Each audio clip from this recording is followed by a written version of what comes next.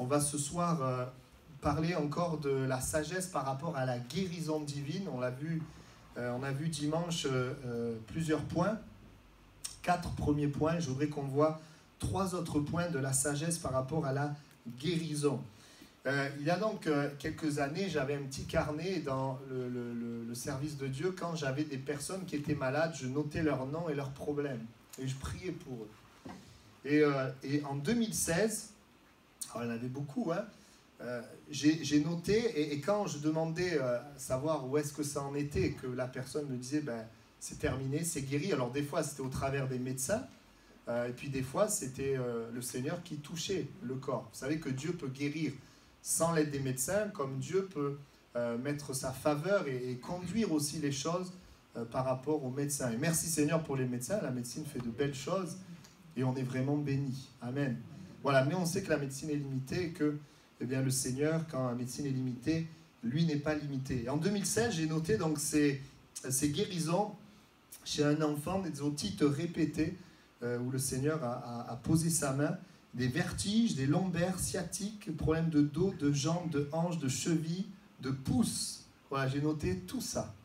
Et dans ces différents problèmes, eh bien, il y a eu une réponse à la prière, que ce soit à l'aide des médecins ou que ce soit sans l'aide des médecins. Et je pense aussi à une personne nouvelle, alors je ne me rappelle plus l'année, je crois que c'est aussi en 2016, une personne nouvelle qui avait une tachycardie et qui s'est approchée de Dieu.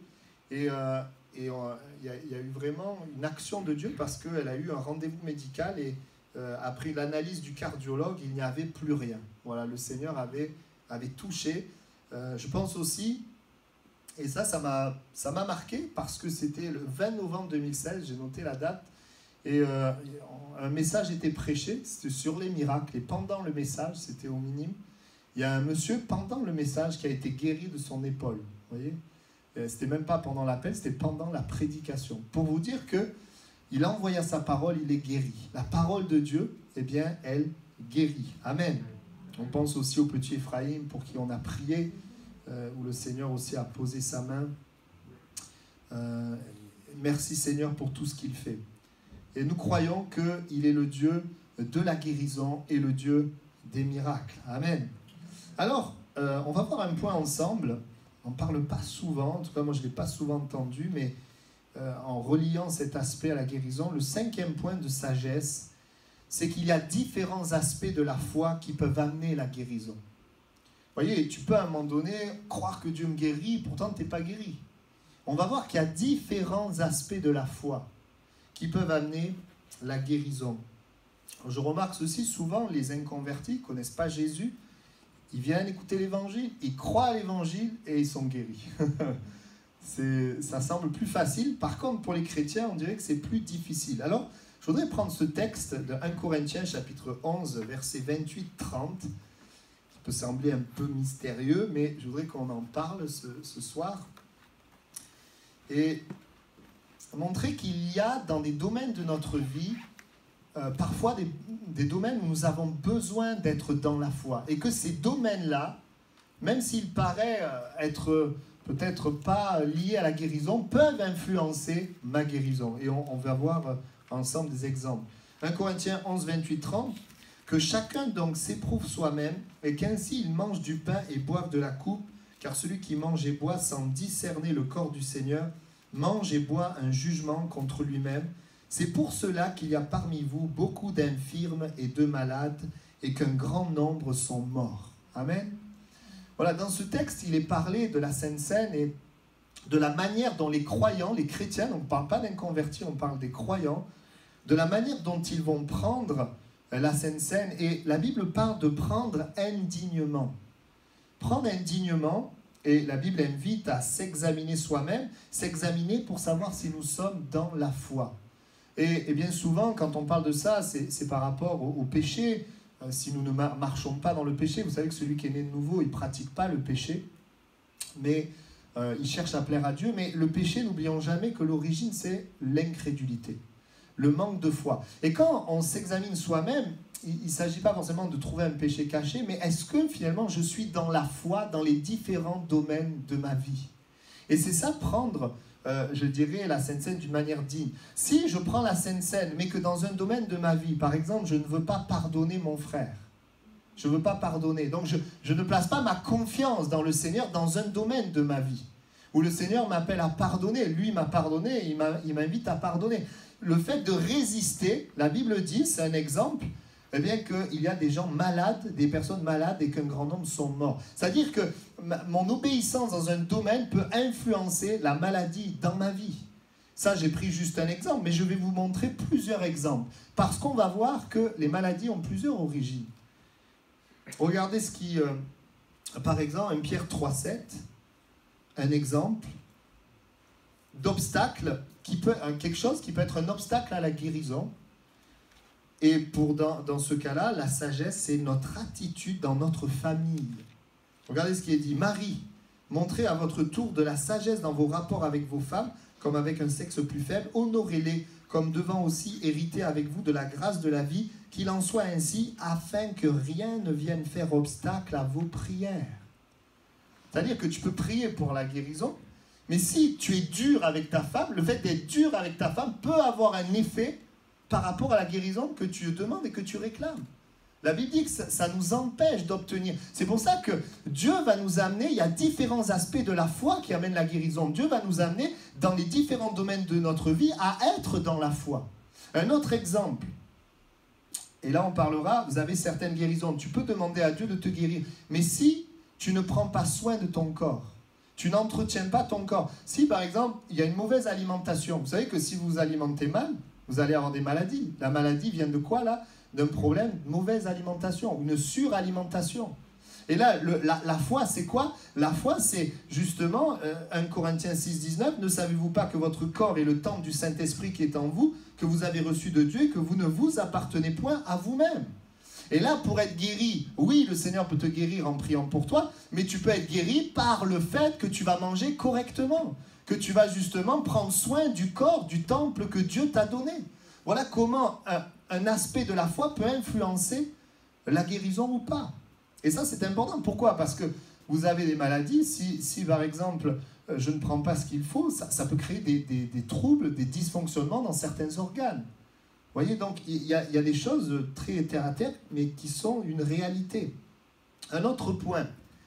Vous avez des maladies qui sont liées au problème de l'âme. Vous voyez, Jean dira, je souhaite que tu sois en bonne santé comme prospère l'état de ton âme. Tu peux prier, mais tu as des maladies qui viennent du fait que tu es tout le temps dans la crainte. Tu peux avoir des maladies qui viennent du fait que tu es dans la haine, dans l'amertume. Tu peux avoir des maladies qui sont liées à l'âme. Et vous savez que la médecine, parfois, sur certaines maladies, ne trouve pas de cause. Il y a des causes qui sont liées à l'âme. Et parfois, la foi en Dieu par rapport à mes problèmes de l'âme peuvent amener la guérison dans mon corps. C'est pour ça que différents aspects de la foi peuvent amener la guérison. Et que je peux venir 15 fois à l'imposition des mains, mais si à un moment donné, il n'y a pas quelque chose qui se passe au niveau de mon âme, justement un positionnement, une action de Dieu, je vais rester malade. Est-ce que nous saisissons? Et nous allons le voir tout à l'heure, je vais citer, c'est parce qu'il y a vraiment plusieurs origines à la maladie. Amen. Un autre point, Ésaïe 58, 6, 8. Si je suis dur avec les gens, ça peut aussi retenir la guérison. Il y a ce verset qui est parlant. Ésaïe 58, 6, 8. Il dit, voici le jeune auquel je prends plaisir. Détache les chaînes de la méchanceté. Dénoue les liens de la servitude. Renvoie libre les opprimés. Que l'on rompe toute espèce de joug. Partage ton pain avec celui qui a faim. Fais entrer dans ta maison les malheureux sans asile. Si tu vois un homme nu, couvre-le et ne te détourne pas de ton semblable. Alors ta lumière poindra comme l'aurore. Alors ta guérison germera promptement. Ta justice marchera devant toi et la gloire de l'Éternel t'accompagnera. Vous voyez, là, on voit la guérison et le fruit de quoi? De l'amour, de la foi, le fait de bénir les autres. Et il y a, c'est vrai, dans nos vies, des domaines de nos vies, lorsqu'on est dans la foi, qui peuvent amener la guérison, en fait. La parole de Dieu nous le montre. On pourrait prendre également, on a des versets qui nous montrent aussi, Jésus dira dans Jean 5, 14, par exemple, donc Jésus va guérir un homme, il le trouva dans le temple et lui dit, voici tu as été guéri, ne pêche plus de peur qu'il ne t'arrive quelque chose de pire. Un autre point, je peux être malade parce que je pêche. Vous comprenez? Et à un moment donné, dans un domaine de ma vie, le Seigneur veut me donner la victoire. Vous comprenez, il y a des choses, la parole de Dieu nous le montre. Proverbe 18, 14, l'esprit de l'homme le soutient dans la maladie, mais l'esprit abattu, qui le relèvera? Il y a des choses, c'est spirituel. Et donc, lorsque, oui, l'esprit est abattu, bien, ça peut amener vraiment un problème de santé. Je pense également, la Bible en parle, là, il y a aussi des maladies liées aux puissances des ténèbres, des maladies liées aux puissances démoniaques. On le voit dans Luc chapitre 13, verset 11, « Et voici, il y avait une femme possédée d'un esprit qui la rendait infirme depuis 18 ans. Elle était courbée, ne pouvait pas se redresser. » On voit que la maladie de cette femme était liée directement aux puissances des ténèbres.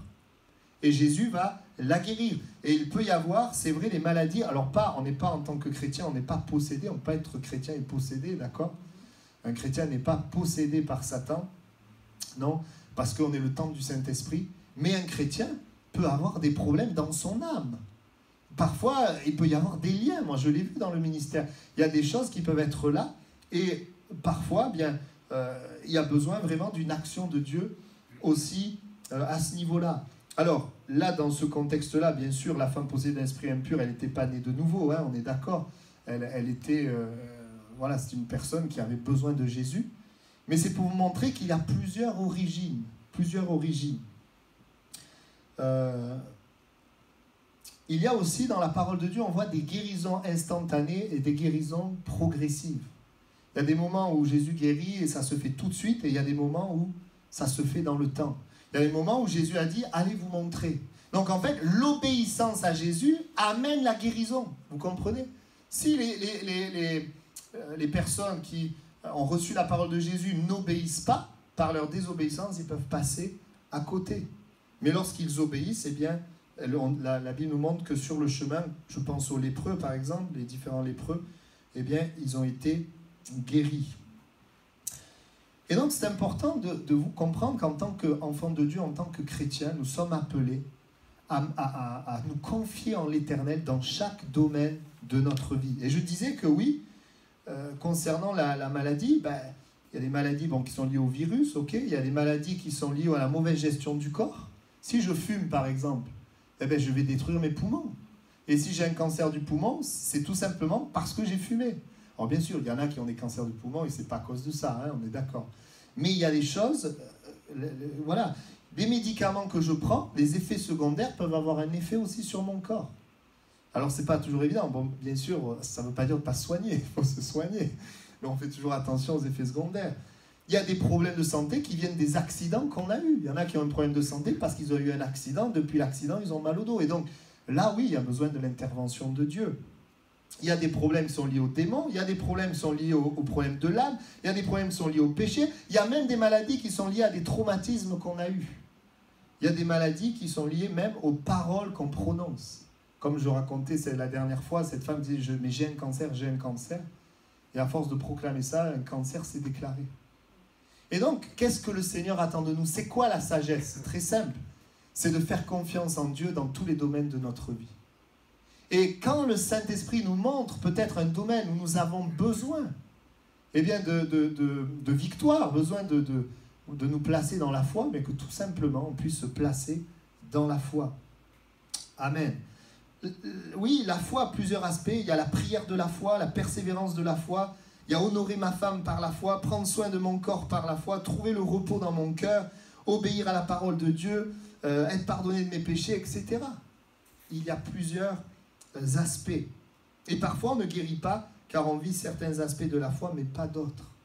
Et je crois que le Seigneur désire plus que jamais, et là je parle de la responsabilité du chrétien, que quand le Seigneur nous montre quelque chose, que nous soyons comme un enfant et nous laissions le Seigneur venir régner. Amen.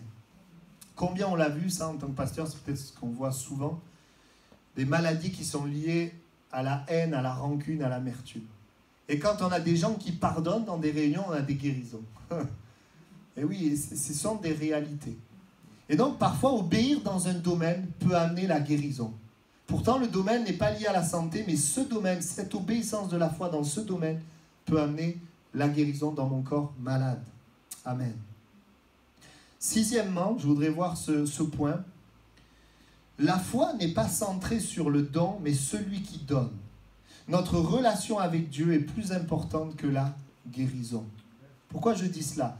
Même parce que quand on est centré sur la guérison et que ça ne se produit pas, eh bien, y a de mauvaises choses qui se produisent. Par exemple, on quitte le Seigneur. On quitte le Seigneur parce qu'il ne m'a pas guéri. Ça montre que finalement la guérison est plus importante que Dieu lui-même.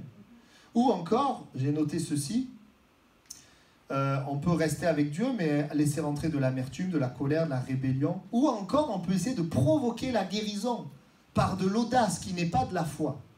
Et ça amène beaucoup de problèmes. Et si on est frileux de prêcher la guérison, c'est parce qu'il y a des gens, ils ont arrêté leur traitement, ils sont morts. Parce que ce n'était pas la foi, c'était l'audace. C'est pour ça que c'est très important.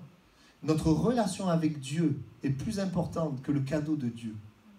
Et ça, c'est un point important qu'on voit dans la vie de Jésus. Et je voudrais en parler quelques instants. Intéressant de voir que Jésus n'est pas centré sur la guérison. Avant 30 ans, on sait, bon, c'est pas écrit comme ça directement, mais Jésus est en bonne santé. Et on voit qu'avant 30 ans, il n'a pas vécu de guérison. Dieu ne l'a pas utilisé pour des guérisons. Il n'a pas eu un problème avec ça. Jésus n'était pas centré sur la guérison. Jésus était centré sur son Père. Sur la relation avec son Père. Et la Bible dit qu'il grandissait en sagesse, en stature et en grâce. Le but de Jésus, c'était la relation avec le Père. Et comme c'était la relation avec le Père va l'amener dans la guérison. Mais le but de Jésus n'était pas la guérison. Le but de Jésus était la relation avec Dieu. Et dans la relation avec Dieu, la guérison se manifestait. C'est intéressant de voir aussi que la guérison était le fruit du baptême et du revêtement de l'Esprit dans la vie de Jésus.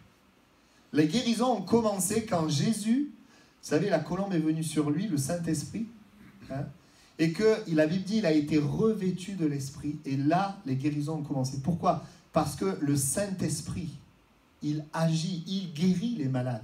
Et en fait, Jésus ne guérissait pas de lui-même. Jésus guérissait du Saint-Esprit qui était en lui.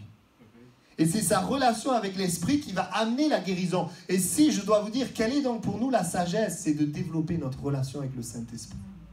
Et pas d'être centré absolument sur la guérison en laissant le Saint-Esprit, en laissant la personne de Dieu. Mais que notre centre soit lui. Mais en même temps, on ne veut pas dire non à la guérison. Notre centre est lui et on veut la guérison, mais c'est lui que nous voulons. C'est l'exemple de la parole de Dieu. La guérison même de Jésus était le fruit des directives qu'il recevait du Père. Jésus n'est pas parti en essayant de guérir tous les malades. Quand il est arrivé à la piscine de Bethesda, s'il avait fait ça, il aurait guéri tout le monde. Il n'en a guéri qu'un. Pourquoi? Parce qu'en fait, ce qui comptait, ce n'était pas qu'il guérisse tout le monde. Ce qui comptait, c'était d'écouter le Père. Si le Père lui dit va vers lui, va vers lui. Et c'est vrai que, alors c'est vrai aussi qu'il écoutait le Père, mais tous les gens qui venaient vers Jésus, ils étaient guéris. Parce qu'il ne les repoussait pas, et puis il posait les mains, il les guérissait. Mais on voit que le focus, le but, ce n'est pas la guérison. Le but, c'était le Père, la relation avec le Père, la puissance du Saint-Esprit. Et pour nous, c'est important. Voilà pourquoi on peut, même si on ne voit pas encore la guérison, on peut ne pas nous décourager et continuer de croire. Et si je ne la vois pas encore, eh bien je vais continuer de développer ma relation avec le Saint-Esprit, qui est celui qui amène la guérison. Amen. Et ça, je crois que c'est la sagesse, puisque c'est l'exemple de Jésus. C'est son exemple. La foi ne se provoque pas, mais grandit dans une relation personnelle avec Dieu. Si aujourd'hui j'ai la foi, mais que je ne vois pas le résultat, ce n'est pas pour me condamner, me dire « Oh là là, ta foi n'est pas assez grande », c'est tout simplement pour continuer de grandir avec le Seigneur. Sans perdre de vue que oui, Seigneur, c'est mon droit, Jésus est mort pour ça, je crois que je suis guéri. Et si je ne le vois pas encore, eh bien Seigneur, je vais grandir dans ma relation avec toi. La Bible dit dans Romains 3 d'agir selon la mesure de foi que Dieu a départie en chacun de nous. Ce n'est pas la peine d'aller au-delà de cette mesure, c'est souvent là qu'il y a des déceptions.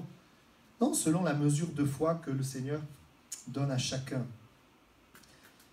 Jésus n'a pas guéri par sa propre force ou par son audace ou selon ses envies, mais Jésus a guéri par la personne du Saint-Esprit et la guérison venait de sa relation avec le Père. Il dira, je ne fais rien de moi-même, je fais ce que le Père me dit de faire. C'est waouh, c'est extraordinaire. Et Jésus faisait tout simplement ce que le Père disait de faire. Amen.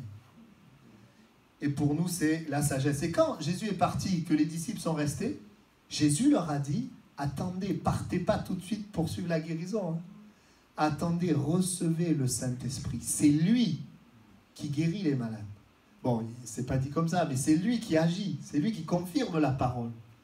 Ils ont attendu, c'est-à-dire le focus, le centre, le but, c'était la relation avec Dieu et avec le Saint-Esprit. Et c'est quand ils ont été baptisés de l'Esprit, comme Jésus, qu'ils ont commencé à annoncer la parole et l'Esprit de Dieu confirmait la parole. Et bien aimés, ensemble, nous voulons être une église qui cherche Dieu, mais qui ne met pas de côté les cadeaux de Dieu. Mais on ne cherche pas les cadeaux en premier, on cherche Dieu. On avance. Et si le cadeau ne nous est pas donné, on ne boude pas Dieu. on continue de s'approcher de lui, on continue de grandir dans la foi. Vous savez, quand Dieu nous parle de la foi, il prend l'exemple d'un grain de moutarde. C'est tout petit en fait. Pour nous dire qu'en fait, ce n'est pas une question d'avoir une grande foi. Mais le grain de moutarde, en fait, il est puissant lorsqu'il est semé en terre, qu'il y a de l'eau et qu'il y a du soleil. C'est-à-dire, il est puissant quand il est en contact avec la vie. Et nous, notre foi, elle est puissante quand elle est en contact avec la vie. Quand nous sommes en relation avec Dieu. Nous sommes vainqueurs si nous sommes en relation avec Dieu. Amen. Et le Seigneur fait son œuvre et son travail. Mais soyons en relation avec Dieu avec un cœur ouvert par rapport à la guérison. Pas un cœur qui soit fermé, qui soit bloqué par les déceptions ou par toutes sortes de choses, comme on l'a dit dans le message précédent. La sagesse est considérer le Saint-Esprit, celui qui guérit, plutôt que la guérison sans lui. Amen. Et c'était vraiment aussi l'exemple des disciples. Par leur relation avec Dieu, par le fait d'être remplis du Saint-Esprit, eh bien, ils ont vu des guérisons. Ils ont vu la parole être confirmée. Amen. Vous savez, les dons spirituels, même quand il est parlé du don d'opérer les miracles, don de guérir les malades ou don de foi, ça vient de qui? Ça vient du Saint-Esprit. C'est les dons de l'Esprit. Donc, la sagesse, c'est de nous tourner vers le Saint-Esprit. Daniel parlait de nos racines. Nous sommes des pentecôtistes. Nous croyons dans la puissance, la présence du Saint-Esprit. Et c'est lui qui accomplit des miracles. Et c'est vrai, si nous le cherchons, eh bien nous le verrons en fait agir. C'est aussi simple que ça. Nous voulons le chercher. On ne veut pas chercher le cadeau. On veut chercher celui qui donne. Et ça, c'est aussi, je le crois, ce qui est sage. Amen. Donc, être dans la foi, donc combiner le point numéro 4, être dans la foi, dans la parole, que je suis guéri, et combiner ce point, développer ma relation avec le Saint-Esprit, chercher à écouter le Père. C'est ce qui est sage et ça ne se contredit pas. Si je ne vois pas encore la guérison, je ne cherche pas à la provoquer, je ne m'endurcis pas envers Dieu, car mon trésor c'est lui, je continue de développer ma relation avec lui. Je m'approche de lui, parce que Dieu a dit, celui qui cherche, trouve. Donc, je le cherche, je m'approche de lui, et le Seigneur se révèle. Amen. Gloire à Dieu. Et puis, on va voir le 7e point. Je ne vais pas être trop long. Le 7e point, il est un petit peu lié au 2e point, que Dieu veut nous guérir. Le 7e point, c'est un point important. Le 7e point, c'est que la guérison n'est pas un diplôme ou quelque chose qu'on mérite. C'est une grâce, un cadeau de Dieu parce qu'il nous aime. Autrement dit, le point numéro 7, c'est que le mobile de Dieu pour guérir, c'est l'amour. Et ça, c'est important. Et je voudrais qu'on voit quelques points. Si Dieu veut guérir, si Dieu veut qu'on soit en bonne santé, c'est parce qu'il nous aime, à cause de son amour pour nous, pour l'être humain. Qu'on soit inconverti ou qu'on soit ses enfants, il aime les hommes. Et on peut très bien le comprendre si nous, on a des enfants. On veut qu'ils soient en bonne santé. Parce qu'on les aime. Pourquoi on veut qu'ils soient en bonne santé? C'est pas parce pour qu'ils fassent des performances seulement. C'est vraiment parce qu'on les aime et on ne veut pas qu'ils souffrent. Et ça, c'est le cœur de Dieu. Et c'est très important parce que on pourrait, même quand on va vouloir prier pour des gens malades, être centré sur le fait est-ce que Dieu va le guérir ou pas. Mais j'aimerais vous dire ceci, ce qui est puissant, c'est que quand vous priez pour des gens, vous ne soyez pas centré sur est-ce que Dieu va le guérir ou pas, mais vous ayez l'amour de Dieu pour cette personne. Que vous puissiez en fait prier parce que justement vous souffrez pour lui. Parce que vous l'aimez de l'amour du Seigneur. Et je peux vous dire que ça, c'est puissant. Et l'amour, ça nous libère de la peur. L'amour parfait bannit la crainte. Si tu as peur de prier pour les malades, aime-les. Et tu pourras prier pour eux. Et tu seras étonné de voir que l'amour est puissant. Parce que la Bible dit que la foi, elle est agissante par l'amour. La foi, elle est agissante par l'amour. Amen. La foi est la puissance de Dieu au service de son amour. Si j'agis puissamment pour mes enfants, c'est parce que je les aime. Si je les sors du trou, si je les aide, si je fais ce qu'ils ne peuvent pas faire, c'est parce que je les aime. Et ça, c'est important. C'est ce qu'on voit dans la Bible. Matthieu 14, 14. Quand il sortit de la barque, il vit une grande foule et fut ému de compassion pour elle et il guérit les malades. Vous avez vu? Il est ému de compassion et il guérit les malades. C'est la compassion qui amène la guérison. Et si on reprend donc le point numéro 2, que Dieu veut nous guérir, vous vous souvenez de cette personne qui a dit « Si tu le veux, tu peux me rendre pur ». Et Jésus dit « Je le veux, sois pur ». Mais avant de dire « Je le veux, sois pur », il est dit, Marc 1, 41, Jésus, ému de compassion, étendit la main, le toucha et dit « Je le veux, sois pur ». Pourquoi Dieu le veut? Parce qu'il est ému de compassion, parce qu'il nous aime. Et si je voudrais que vous reteniez un point de ces 7 points, c'est celui-là. Que vous reteniez que c'est parce qu'il nous aime, parce qu'il aime l'homme, qu'il guérit l'homme. Ce qui motive Dieu à guérir, c'est son amour. C'est vraiment un amour désintéressé. Même si la personne ne se tourne pas vers Jésus, Dieu ne se repent pas de ses dons, il guérit quand même. Maintenant, si la personne ne se tourne pas de Jésus, c'est malheureux pour elle, c'est insensé. Parce que la vraie bénédiction, c'est Dieu. Mais c'est quand même une réalité, on voit que Dieu guérit, bénit à cause de son amour. Parce que des fois, on dit, bon, la guérison, ça ne sert à rien s'il n'y a pas le salut. Mais pas forcément. La guérison, c'est une manifestation de l'amour de Dieu. Et j'aimerais vous dire ceci, l'amour de Dieu a un effet rétroactif. C'est-à-dire que l'amour de Dieu peut-être à un instant T n'a pas d'effet, mais peut avoir un effet plus tard. Parce que quand les gens, vous savez, les gens, ils sont ingrats, ils ne réalisent pas. Mais quand la vie, elle vous humilie, en fait, à un moment donné, vous pouvez réaliser, mais tiens, en fait, Dieu, il m'aime. Donc, l'amour de Dieu. Amen. Et puis, bien sûr, c'est un amour, c'est le but aussi qui nous amène à connaître Dieu et qui amène aussi au salut, bien sûr. Même les dons spirituels qui sont développés dans Corinthiens, donc les dons de l'esprit, 1 Corinthiens 12, 1 Corinthiens 14, eh bien, au milieu, dans 1 Corinthiens 13, il nous est parlé de l'amour. Et quand il dit aspirer aux dons, il dit, dans la même phrase, rechercher l'amour. Parce que ce qui est de l'esprit, des dons de l'esprit, la guérison, toutes ces choses, elles sont liées à l'amour. Et que le Seigneur nous aide à comprendre que le but de la guérison, ce n'est pas notre gloire. Ce n'est pas juste voir du spectaculaire. Comme il y avait des gens du temps de Jésus, ils voulaient voir Jésus faire des miracles. Mais Jésus ne répondait pas à leur soif de spectaculaire. Jésus manifestait l'amour de Dieu. C'est pour ça qu'il faisait des miracles. Quand les gens voulaient voir des spectacles, ils disaient non, vous n'aurez pas d'autre miracle que le miracle de Jonas. Ou lorsqu'il y en a un qui était là, je ne sais plus si c'est Hérode ou je ne sais plus lequel, qui voulait le voir faire des miracles, il ne fit rien. Rien. Parce que l'état de cœur, c'était pas cet état de cœur-là. Que son nom soit béni. Alors, ayons la foi pour nous et pour les autres, ayons la compassion. Ayons la foi, mais la compassion. Pour ceux qui sont autour de nous. Amen. Alors, je voudrais juste récapituler les points et puis prier avec vous ce soir. Premier point, la guérison n'est pas dans une œuvre, mais dans une personne. Donc, je reprends les points de dimanche. La guérison est dans la personne de Jésus, l'œuvre de Jésus, mort, ressuscité. C'est dans ses blessures, dans ses meurtrissures que nous sommes guéris. Deuxièmement, Dieu veut nous guérir. La parole de Dieu montre qu'il le veut. Troisièmement, Dieu peut nous guérir. La parole de Dieu montre que Dieu, il peut, il est tout puissant. Quatrièmement, la sagesse est de marcher les yeux sur la parole plutôt que sur le résultat. Garder nos yeux sur la parole et parler, penser selon ce que Dieu dit et non selon nos symptômes, ce que nous ressentons, ce que nous voyons. Et ça, c'est pas facile. Point numéro 5, la guérison peut venir de différents aspects de la foi. Et il est important pour moi, dans ma vie, eh bien, d'être dans la foi dans les différents domaines de ma vie. Que le Seigneur m'aide à ne pas résister au Saint-Esprit, attrister le Saint-Esprit. Mais que le Seigneur m'aide, lorsque le Saint-Esprit me parle, eh bien, à lui faire confiance, afin que ça ne soit pas un blocage.